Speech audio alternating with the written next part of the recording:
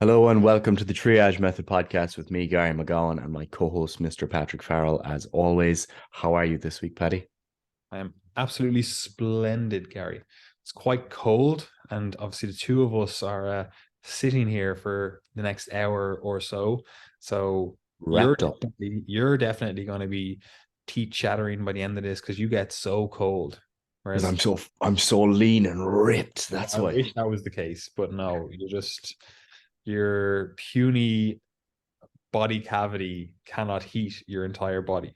However, having said that, I'm also wearing like a woolly fucking fleece thing to keep myself warm. So look, we won't give out about you too much. But what are we talking about today, Gary? Today we're talking about diabetes, and we're talking about this in the context of exercise, which we haven't actually, I don't think we've had a dedicated episode to this before. We've talked a little bit about nutrition as it relates to diabetes in the past. And in particular, what we talked about was the role of body fat during the obesity series and the relationship between that and diabetes. But today, what we want to do is review. Firstly, what is diabetes? How might we understand it? How might we understand its pathophysiology and clinical course? And then how does that relate to why exercise is important? Because exercise is an incredible, like it's just a meme at this point because we say it in every episode, but exercise has such wide ranging health effects, and one of the most pronounced is undoubtedly on its effects on metabolic regulation and glucose regulation in particular. So as a result, it's a very important intervention for one, the general population in terms of just maintaining good metabolic health. Two, the prevention of type 2 diabetes in particular for those who might be on that spectrum. And then three, the management of diabetes in those with both type 1 and type 2 diabetes. And then a bonus population, I guess you could say, four would be those who have diabetes and are trying to put it into remission. So exercise might play some role there as well. So that is what we're discussing today. 100%. And what is diabetes, Gary? So diabetes is basically, you can think of it as a disorder of blood glucose regulation. So when we talk about blood glucose regulation, I'd like to start there for a moment because it's important to understand that before you understand what diabetes is itself. So firstly, blood glucose and many other physiological parameters are maintained within relatively tight ranges. The range of blood glucose is a little bit more dynamic than some other parameters within the body because it's going to go up and down after you eat, between meals, etc. That's normal. Fluctuation is normal.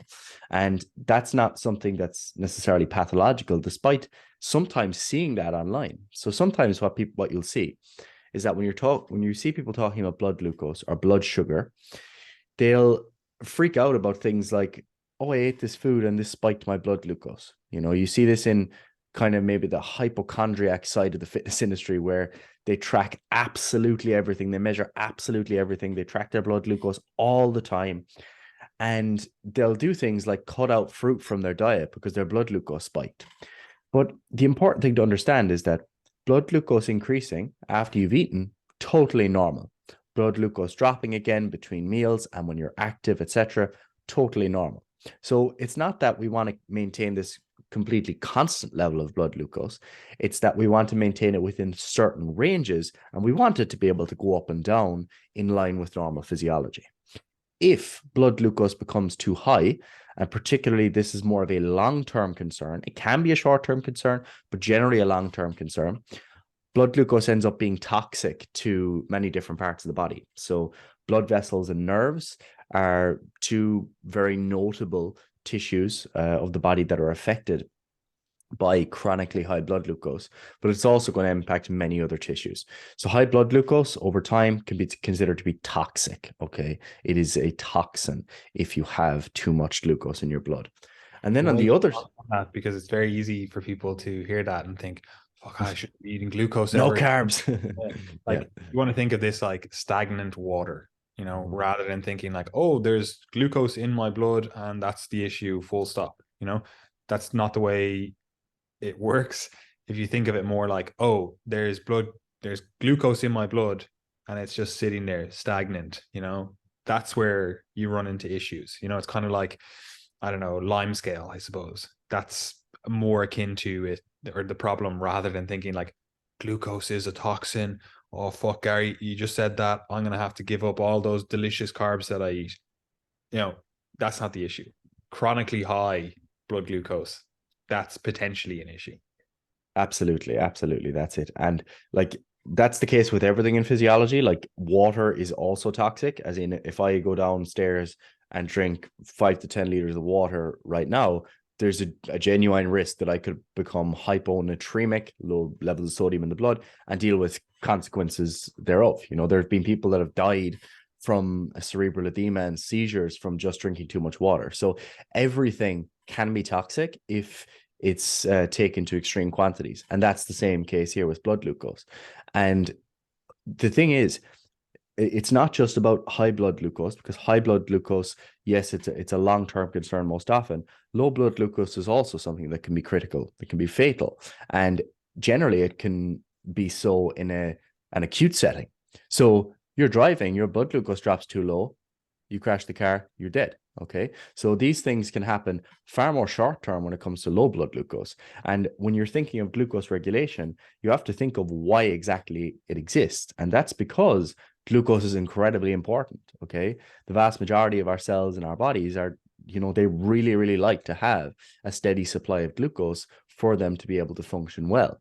And that's why these systems exist, to be able to regulate it so that we can get enough to continue maintaining peak, function, but not so much that it begins to damage us over time. So that's the ideal. And the way that this occurs in the body is that you eat a meal, glucose is absorbed. Okay. There's plenty of different complicated mechanisms there. There's ways that your brain can sense glucose in the absence of it being absorbed, all these types of things. But just think of, you've eaten a meal, you get this sugar that's now being absorbed. And when I say sugar, this could be from fruits, it could be from vegetables, it could be from, sweets or table sugar. It's not just, the sugar in the spoon. So you take it in some sort of glucose source that enters your bloodstream. Naturally, when it enters your bloodstream, the level of glucose in the blood is going to rise.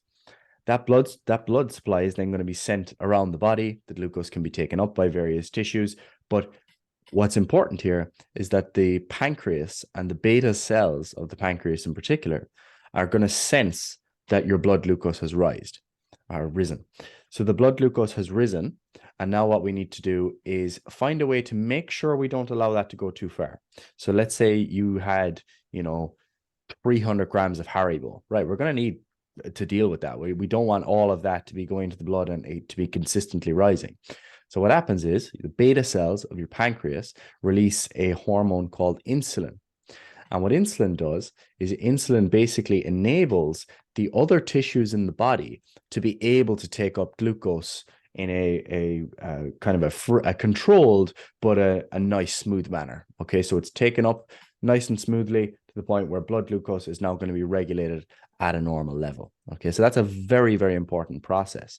And on the other side of the spectrum, then, your blood glucose drops too low, the alpha cells of the pancreas are going to release a hormone called glucagon.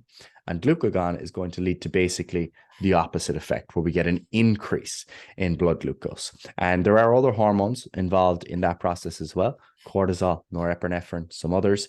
But the fundamental thing that we need to understand, particularly in the context of diabetes, is that insulin is the primary hormone of interest that enables us to go from a high glucose state to a normal or low glucose state. The reason the low glucose state is important is because in type 1 diabetes, we have a situation where we have an absence or insufficient amount of insulin.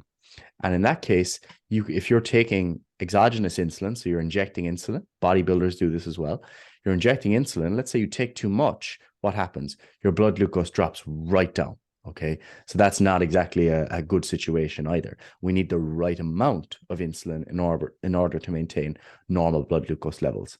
So that's just an introduction to how this normally functions. And then this allows us to understand what happens in the case of diabetes. So diabetes is...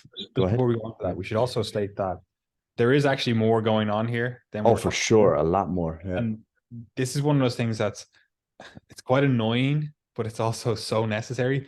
We have to focus on blood glucose, but Yeah. this is affecting, blood lipids as well. This is affecting Yes. your amino acid metabolism. This is affecting your, even like mTOR signaling, which is, we'll say that's how you build muscle. There's so much other stuff that's going on, but it doesn't necessarily improve our initial understanding. And if we just focus on blood glucose, we can get to a level of understanding that we can then discuss what to actually do, especially as it relates to exercise. But don't take this as, oh, diabetes is a disease of only blood glucose. That's not really the case, right? No, not at Like, all. especially when we consider like, I'm going to call them blood lipids, but just fatty acid metabolism and stuff. Like, insulin does a huge amount for that. And we kind of just forget about it. We kind of just ignore it, because if we fix the blood glucose issues, or we look at that purely as the metric that we care about, if we fix that, it automatically, well, usually at least, fixes all the fatty acid related stuff, the lipid related stuff. So again, there's more going on, but we're just going to focus or hone in on the glucose side of things, because it makes the discussion a lot easier, and it actually doesn't improve it improves your knowledge, but it doesn't improve your ability to manage this stuff and impact change by, us doing a deep dive of diabetes and amino acid metabolism, or diabetes and, fat metabolism. Yeah, the way I view this podcast is like, this is like your introductory diabetes lecture. Okay, this isn't everything, and it's certainly not everything when it comes to insulin. Insulin is an incredibly complex hormone in terms of its actions throughout the body, and some people would even argue that when it comes to understanding type 2 diabetes pathophysiology, that it's actually almost more important to understand the derangements in fat metabolism, because they actually kind of drive the disease to a great extent, and the glucose is almost secondary, you could think of. So yeah, that's kind of for another day. I'll touch on it shortly, but for now we just want to focus on the glucose side of things, because that does help you to get a clear picture as to why diabetes is important and how it manifests. So type 1 diabetes is the one that's not lifestyle related, okay, or not really lifestyle related anyway. And this is because it's basically the absence of insulin secretion. So you've got a condition in which you're born, you can develop it later in life, but generally it's manifest quite early in life, where you have insufficient or absent insulin secretion from those beta cells in the pancreas. So you can think of what might happen there. If you have no insulin, what happens? So you begin consuming carbohydrates, and your glucose increases, and it increases, and it increases, and you don't have any insulin to take that back down. So that leads to many consequences, both short and long term. Generally in type 2 diabetes, your blood glucose isn't going to get so crazy high that it's going to, like, kill you or give you seizures or put you in a coma, like short term, but that can happen in type 1 diabetes. Okay, so that's obviously a problem, and for that reason, people with type 1 diabetes end up taking exogenous insulin. So they'll inject insulin in accordance with, the amount of carbohydrates that they're consuming. So it's a lifelong commitment. It's a big commitment, but that's kind of it's still relevant to exercise for sure. But type 2 diabetes is really the one that becomes far more lifestyle related and has the capacity to enter remission. So type 2 diabetes is a state of resistance to insulin action. That's kind of one of the core parts of the disease process. And so that's referred to as insulin resistance. And if you think of everything I said there about how insulin is working in terms of enabling glucose uptake, you can imagine that if this insulin was going to a cell, it interacts with its receptor, and it's not getting any response. Okay, so you're knocking on the door, but no one's coming. No one's opening the door for you, or they're very slow to open the door. Then what you end up with is poor blood glucose regulation, because the insulin that you're putting out is not leading to the desired reduction in blood glucose that you would want. Okay, now that can be compensated for early on in the disease process, because what happens is, let's say you have some insulin resistance. Okay, you're not, the person isn't answering the door. What do? You knock harder. You keep knocking, you ring the doorbell. That's effectively the equivalent in the body of increasing the amount of insulins you're secreting. So that's hyperinsulinemia. So that's something you see early on in the diabetes process. You'll increase insulin secretion more. And what this does is it enables that glucose to be controlled, but it's being controlled with an above normal amount of insulin being secreted. And as you can imagine, that becomes quite tiring over time, if you want to think of it like that. So eventually, if you keep having this blood glucose that's spiking and you have to keep secreting more and more and more insulin, eventually you end up with beta cell dysfunction or beta cell failure. And what this means is that those cells in the pancreas that secrete insulin are no longer able to keep up, and they check out. They say, I'm not able to do this anymore. And you get the loss of beta cell mass. And that's really where the disease of type 2 diabetes starts to become far more of a problem, because now you're in a situation where your compensatory increase in insulin is no longer possible. So now you start to get you start to really see that skyrocketing of blood glucose levels. So that's fundamentally how it manifests in terms of the insulin and glucose side of things. And because type 2 diabetes is a lifestyle related disease in some sense, there's still genetic contributors for sure, but it's very much lifestyle related. You have to understand where that comes from. And the biggest contributor to that really is obesity or high levels of body fat. That's the biggest contributor to type 2 diabetes from a lifestyle perspective. So it's not you ate too much carbs. It's not you ate too much sugar, so your blood sugar increased. That's a very simplistic way of understanding it. It's not that simple. Rather, what happens is if you're consuming excess calories over time, okay, so you're in positive energy balance, what happens is you end up getting an increase in body fat, okay? And every one of us has like this sort of subcutaneous fat threshold you can consider. And what that means is that all the body fat, let's say that's, in our chest, in our arms, in our legs, beneath our skin, that body fat has a certain level that it's comfortable filling up to. So the body fat begins to fill up to a certain level. And as we continue with that process, what ends up happening is more fat begins to get stored around our organs. Okay. So this is body fat that is on the liver and the pancreas of most relevance. You can have other fat, in other different types of organs as well, for example, the kidneys. But the main thing that you want to consider is liver fat and pancreatic fat. As this begins to occur, this is really where we start to see the pathophysiology of type 2 diabetes start to take off, okay? Because you hit that threshold of body fat, of normal body fat, let's say, subcutaneous body fat. What happens that we get an increase in liver fat, and then that liver fat begins to spill over into the pancreas. And as that fat begins to get stored in the pancreas, we then end up in a position where we're much poorer at maintaining normal blood glucose as a result of the defect in insulin function. Okay, so this is referred to more broadly as the twin cycles hypothesis of type 2 diabetes.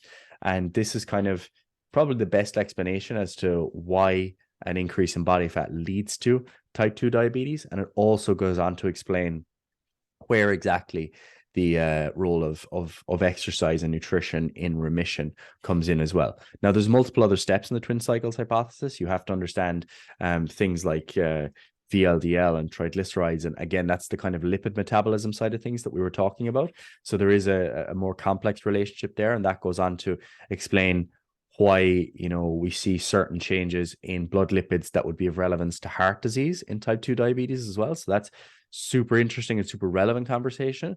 But for the most part, what I want you to understand here is very simply, we have a chronic energy excess. This leads to an increase in body fat.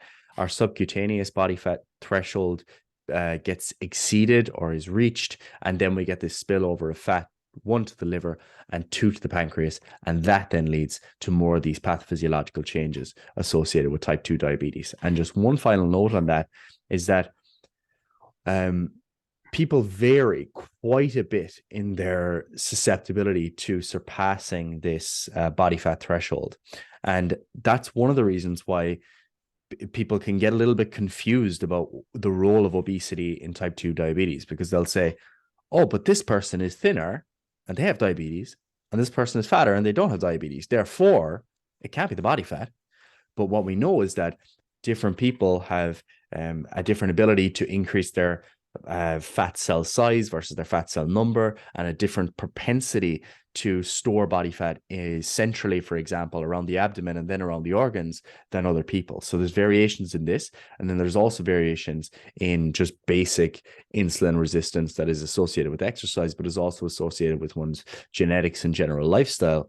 And we know that the state of insulin resistance itself is going to modify the storage of liver fat and so on. So there's a lot going on there, but fundamentally, I want you to think of those two organs, liver and pancreas, storage of fat there, and that's then what drives this process forward.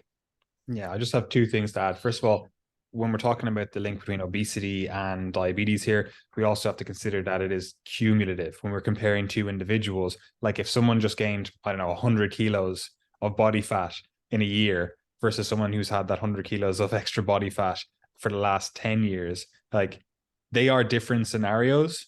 Yeah. And we have to factor that in. Now, obviously, I'm being hyperbolic here, going like, oh, 100 kilos, but there is a cumulative effect. There's a time course effect to this stuff as well, But one thing I want to just bring up, because this actually confuses a few people, is in type 1 diabetes. Okay, right? Let's just say you're an 8-year-old, a 9-year-old, whatever. You've got type 1 diabetes. The time, or not the time course, the way that usually manifests is uncontrolled weight loss. You're basically pissing out glucose, and you see this individual, they feel like they're eating everything in sight, but they're not gaining weight. In fact, they're actually losing weight. And again, their urine literally is like honey. It's like just sugar, right? So we see that happen. This person, again, weight loss is occurring. They're uncontrolled weight loss. We'll just call it like that, right? But then we get to type 2 diabetes. And now you're telling me that it's because they're gaining too much fat. And that's the reason that we've got this diabetes going on. How do we square those two things? How do we square the fact that, like, oh, in type 1 diabetes, which we're saying is like complete, beta cell function cessation, or, nearly complete, whatever, all of a sudden now we've got uncontrolled weight loss, right? And then you tell me, oh, well, when this person loses 5 or 10% of their beta cell function and they have type 2 diabetes here, it's actually because of a fat storage issue. How do we square those two things, Gary? Yeah, so like firstly to understand, I suppose, that like the type 1 diabetes question, I didn't touch much on the pathophysiology of that because it's not really that relevant to this discussion, but it's thought of as being an autoimmune disease with multiple different potential triggers that actually surprisingly aren't very well understood at this point in time. But if you think of, let's say you have you're a type 1 diabetic, and you have this blood glucose that's just soaring. Okay, so it seems to be just continuously increasing. We're not able to get it back down, not working. Okay, what ends up happening there is, where can that glucose go? We can't effectively get it into our muscles. We can't effectively get it into our body fat stores, because we don't have insulin. Insulin also isn't exhibiting its normal actions on fat metabolism. So there are some of the things we didn't touch on, but insulin has an important role in lipogenesis and the storage of fat as well, and amino acid metabolism, etc., as we said. So these changes, you're basically at like the equivalent of like end stage type 2 diabetes in some sense, in that you have basically no beta cell function. So you're almost thinking of these two things as being different sides of the pathophysiological spectrum, because in type 1 diabetes, you're entering with all of the kind of end stage complications, in the sense, so at least in the glucose sense, where you're not able to control it at all. So what can happen is we begin to basically pee out more urine or pee out more glucose. That's one way that we can get rid of it. So we get rid of glucose through the urine. Some people say, I don't know, is this true? It probably is that back in the day, doctors would taste urine so to see if someone had diabetes, so they'd taste that it was sweet. Pretty well attested in Egyptian and Greek Yeah. medical texts. So yeah, Yeah, they so also I'm used to do it, just as an aside. Some people wouldn't actually taste it themselves. They'd put it out and let ants. They'd be like, "Oh, ants go towards the yeah, sugar-containing one." They'd have like water versus a diabetic piss. yeah. But Yeah, so that's an interesting one.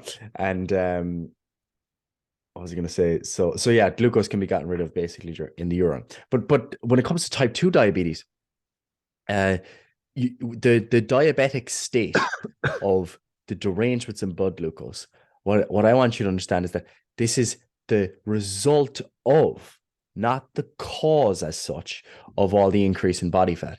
So the body fat and the energy excess, etc., it's it's very relevant, but in some ways it's irrelevant to understanding the glucose itself, because the glucose outcome at like end stage type 2 diabetes can have many similarities to type 1 diabetes, but how we got there, one is an autoimmune process where we got destruction of the beta cells, whereas two is destruction of the beta cells as a result of chronic high levels of body fat and fat deposition within the pancreas and subsequent beta cell failure from this insulin resistance, etc. So they're just like different points in the spectrum. And like the thing is that because they're both called diabetes, they seem like they're similar diseases, but they're really not. Like the only thing that we're talking about is that it's almost like a shared symptom, in that, yeah, they both affect glucose metabolism, but they're very, very different in terms of their diagnosis, in terms of their treatment, etc. They're very, very different diseases.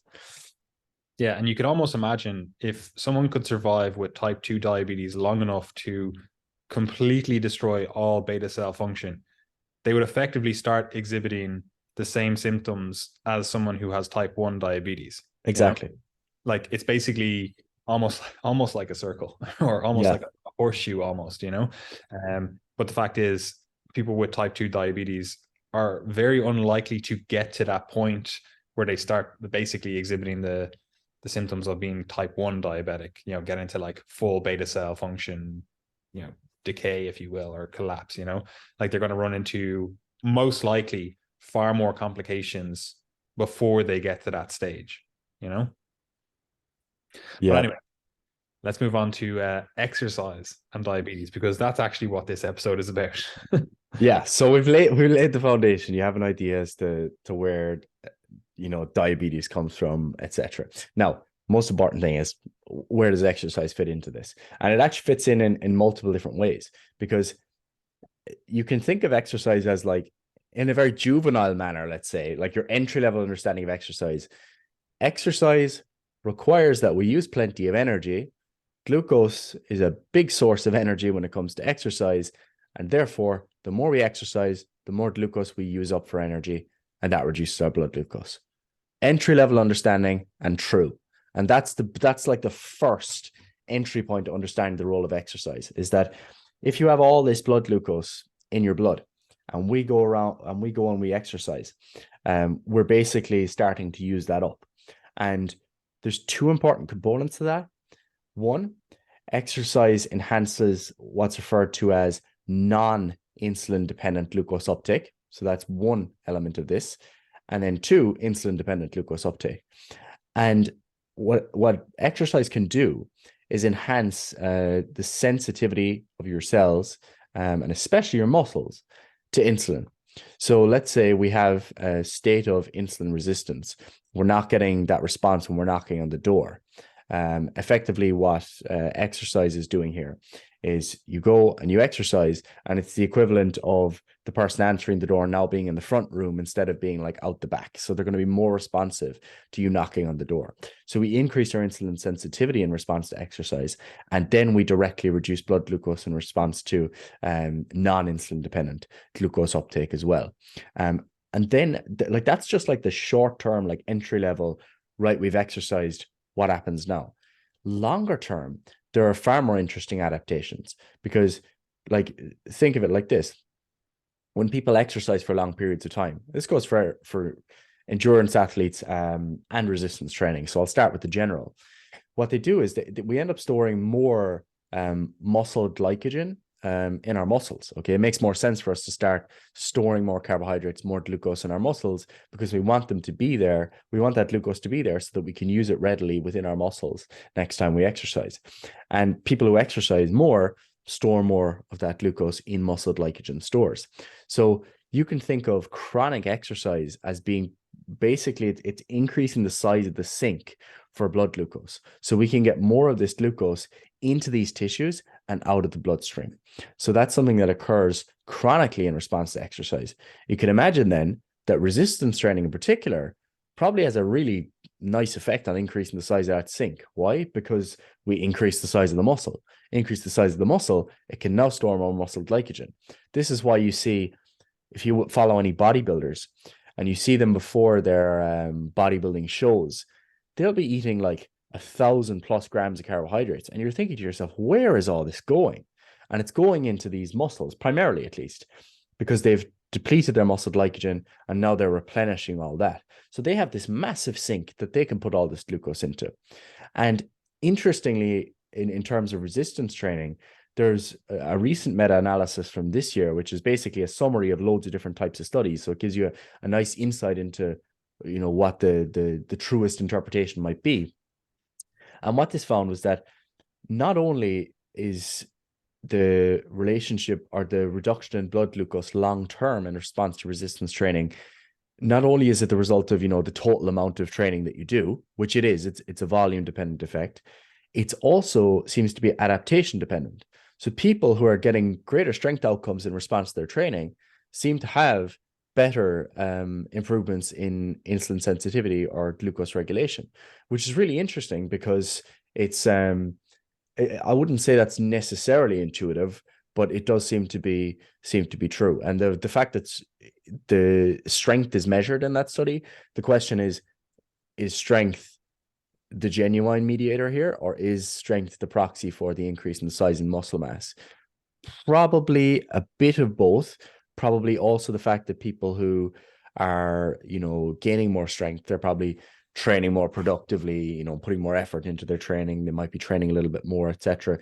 So it does seem to be that long term, not only is it about the amount of calories that you're burning in exercise or energy expenditure, it's also about all of these other changes in terms of the adaptations that you're getting. Other things that you can imagine when it comes to aerobic training in particular would be, let's say, the improvement in mitochondrial mass and mitochondrial function, which we know is closely associated with these with basically normal metabolic regulation. And we know that we get damage to mitochondria in type 2 diabetes, especially in response to this chronic glucotoxic state. So there's adaptations that occur on the level of hours, and then on the level of days, and then on the level of weeks, months, and years. So basically, my overall kind of interpretation is that I don't think people need to sweat too much the question of, should I do aerobic or should I do resistance training? Because it seems like they might have some sort of synergistic effect where when you measure the two and you say which leads to better improvements in blood glucose regulation, it doesn't seem to be too important. Like there's some studies that find some differences, but not very clinically meaningful. The overall thing would be to exercise more. And then there's the fact that increasing the size of your muscles probably beneficial, but also increasing your overall cardiorespiratory fitness, mitochondrial function, etc., probably also has independent benefits. So why not both? Yeah, I would 100% agree. And that is generally what we recommend, doing aerobic training and some resistance training, getting stronger, building muscle. Like it just seems to be the most effective, path for so many disease states and just general health in general. So do some resistance training and do some aerobic training, and you can call it all good. Now we would argue, and again, based on recent studies, you would definitely argue it, that you would want to be on a more effective training plan than a less effective, but Yeah. even a less effective training plan is still effective. Like obviously if you can go on a training plan that's going to actually result in increases in muscle, increases in strength, and increases in mitochondrial function, mitochondrial biogenesis, etc., right? Like that would be beneficial. But even just going out and doing some sort of movement is going to have benefits. Like it could be the shittest plan ever, but the fact that you're going out and doing some movement, like you're getting some of those benefits. They're more of the transient benefits. Let's just say you're not getting the adaptations, right? But you're getting those transient benefits. You're getting those transient like reductions in blood glucose, which is ideal in this case, right? So exercise. We're not going to be exercise gatekeepers. Like, just go out, do some movement. But having said that, Gary, what are some exercise recommendations that we could kind of put in place to help people, decide on what to do? Obviously, we're saying, oh, do some resistance training and do some aerobic training. But where would you start? Because you have to remember that a lot of people with type 2 diabetes, especially, maybe they haven't been exercising in a while. They're not really the exercise person. Like, where do they start? They might be overweight. They might be someone that's a little bit hesitant to go to a gym, et cetera, et cetera. Where do we start with this person? Yeah, so like the ideal, of course, is that we get to the normal exercise guidelines, like resistance, aerobic, etc. I'll touch on those in a moment, but it's so important, and this goes for healthy populations as well, to note that even little things like taking movement breaks throughout your day, or going for a 5 to 10 minute walk after a meal, and just walking more throughout the day, these can have huge impacts on blood glucose regulation. So, if you're a type 2 diabetic, you can see this for real when you just check your blood glucose. So you check your blood glucose 1 hour after a meal when you haven't gone for a walk, and then check it when you have gone for a walk. You'll see pretty pronounced differences, and this has been pretty well studied. So I think that's the first thing, is that to understand that these small little movement breaks, particularly around mealtime, have like pretty potent effects, and that might be very useful for someone in terms of, for example, reducing the amount of medication that they have to take. In both type 1 and type 2 diabetes, it might be the case that if they're on insulin, then they might be able to reduce the amount of insulin that they use.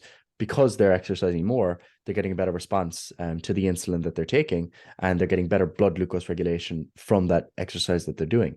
So this exists on the level of just going for a small bit of a walk, walking around the block once after you've had your lunch, walking around the block once after you've had your dinner. You work in an office, let's say you're sedentary for the entire day. Can you get up maybe 3 times independently during the morning shift for literally 2-3 minutes? And then could you at lunchtime walk to have your lunch at a park bench that's 5 minutes away? Or could it be that you have, if you're having a meeting, can you do a walking meeting? These little things that you can bring into your schedule that can really start to improve blood glucose regulation. So that's the first thing. If exercise is too intimidating for you at this point in time, getting to the gym is too intimidating, no problem. Start with the movement breaks and start with just walking more throughout the day. It has a very potent effect. Then from there, what you can do is you can start to look at more conventional exercise. And here, when it comes to diabetes, we end up with the same recommendations that we would give to anyone else, in the sense that we want to at least be getting to the general exercise guidelines for health, which are 150 to 300 minutes of moderate intensity aerobic exercise per week. That's dependent on the level of fitness that you're currently at. So let's say you're someone you've with obesity, you haven't been exercising, you have a poor level of cardiorespiratory fitness. If you're walking briskly on the flat, that might count as your moderate intensity exercise, because this intensity of exercise basically corresponds with you being short of breath. If I was walking next to you, we might be able to have a light conversation, but you're pretty short of breath during that conversation. You want to be getting near there if you're going to be calling your exercise intensity moderate, and starting to really get those cardiorespiratory benefits from that. So for some of you, that might be a cycle at a solid pace outdoors. Some of you might be running at a 4:30 per kilometer pace, and some of you, it might simply be walking briskly on the flat. Totally depends where you're at. But if you can get 150 to 300 minutes per week, you are flying it. And it's quite a bit. It is quite a bit, in fairness. But if you moderate the intensity and don't push too hard during all those cardio sessions, you can get that level of volume. If you're doing more intense cardio sessions, you can kind of think of it as cutting that target in half. So they often say 75 to 150 minutes of vigorous intensity exercise. So that might be something like, if you're doing a hard training session, your heart rate's like really elevating, you're really short of breath, that's going to be more vigorous. And then on the resistance training side of things, we're looking at getting at least to I would say 3+, to be honest, days of resistance training per week, where you're training basically every major muscle group.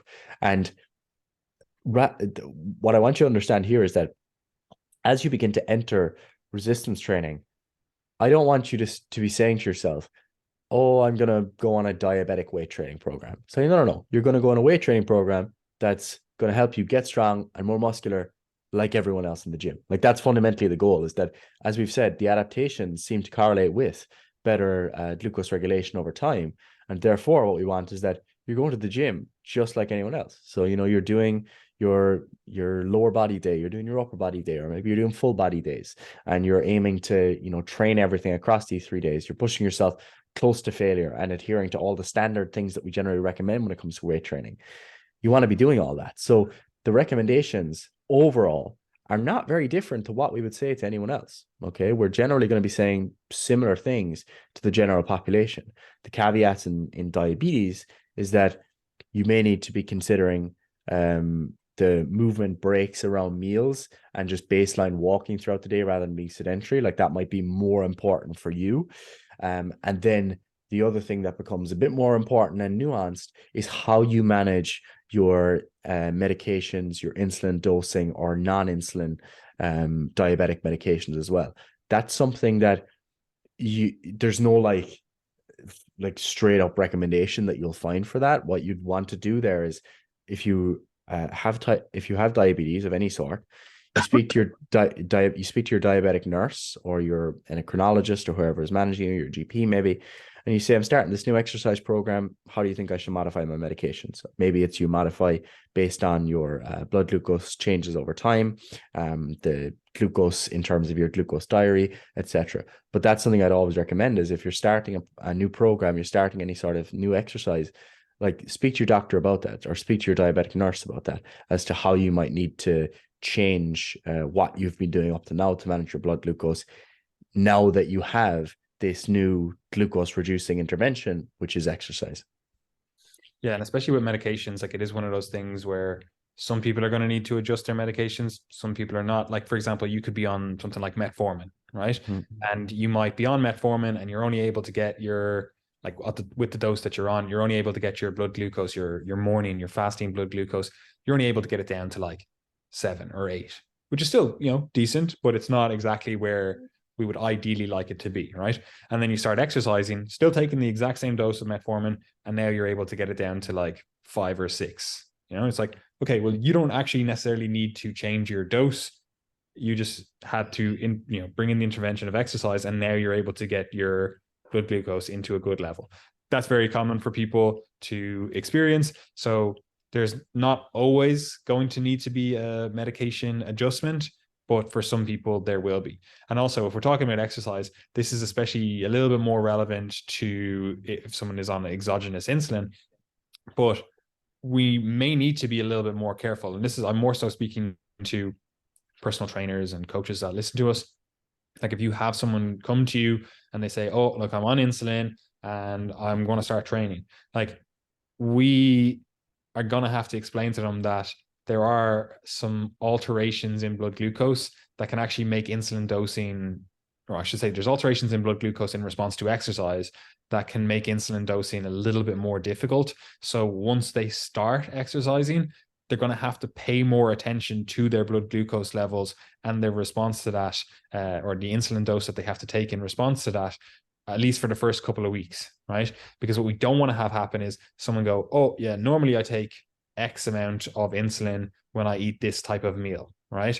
And they don't factor in that they actually exercise that morning, and now they don't necessarily need that much insulin to, get the carbs or get the glucose out of their blood, right? So there can be like low blood sugar events. There can be like mild to even more moderate to even severe issues with that. But again, that is something that ideally they would be talking to their nurse, their doctor, their practitioner, whoever, about that stuff. But if you are someone that's starting exercise, or you are coaching people that are starting exercise that are on insulin or potentially some other medications, but it's a little bit more of a concern with insulin, that there could be stuff like low blood sugar events, So we just have to be a bit more aware of that.